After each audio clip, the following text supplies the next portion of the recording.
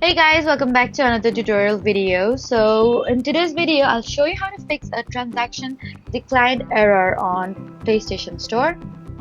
So if your payment keeps getting declined while buying games or subscription, then just follow along.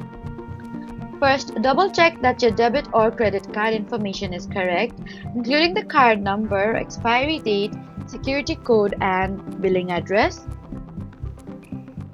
Next, make sure your card has enough available funds and hasn't expired yet. And if you're using PayPal, verify that your PayPal account is active and linked correctly. And after that, restart your PS5 and then try the purchase again. You should also check that PlayStation Network services are operating normally and update your PS5 to the latest system software. And if the problem continues, remove your payment method and add it again. You can also try using PlayStation Wallet funds or a different payment method.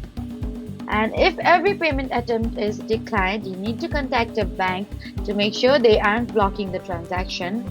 Then contact PlayStation support if the issue still isn't resolved. So that was how to fix a transaction declined error on PlayStation Store.